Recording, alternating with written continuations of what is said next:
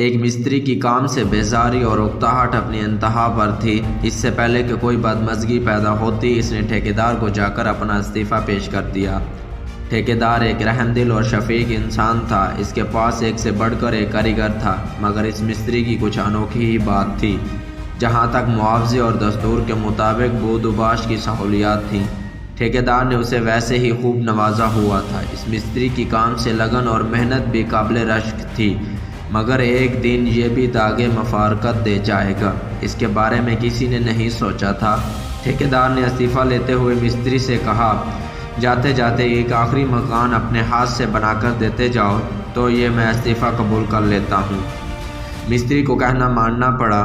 مکان کی بے تکی بناوٹ، اکھڑے پلستر، کٹے پھٹے رنگ و روغن اور دروازے کھڑکیوں کے شکستہ کیل پرزوں کے ایک ایک زاویے سے مستری کی اکتاہٹ دکھائی دیتی تھی۔ صاف لگتا تھا کہ اس نے یہ کام فرض سمجھ کر نہیں، جان چھڑانے کے لیے وبال سمجھ کر کیا ہے۔ مکان کیا تھا کہ گویا چند برساتوں کی مار اب گرا کہ تب گرا۔ ٹھیکیدار کو مکان کی چابیاں دیتے ہوئے جیسے ہی مستری نے اپنا استعفے کا مطالبہ دہرایا، ٹھیکیدار نے شفقت کے ساتھ چابیاں واپس مستری کو دیتے ہوئے کہا، میں تیرا استعفیٰ قبول کرتا ہوں اور یہ والا آخری مکان تیرے لیے میری طرف سے انعام ہے۔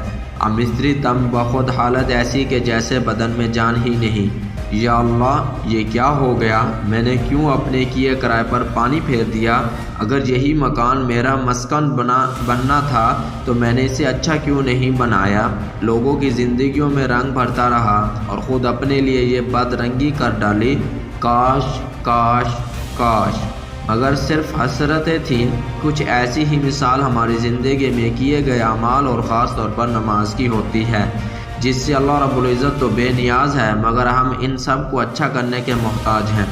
انہی پر ہی ہماری عاقبت اور آخرت کا دار و مدار ہوتا ہے، مگر ہم ہیں کہ جان چھڑاتے ہیں۔ لاکھ سمجھایا جاتا ہے کہ اپنے اچھے طریقے سے اپنا فرض ادا کرو، اچھے طریقے سے پیش کرو، سمجھ ہی نہیں آ رہی۔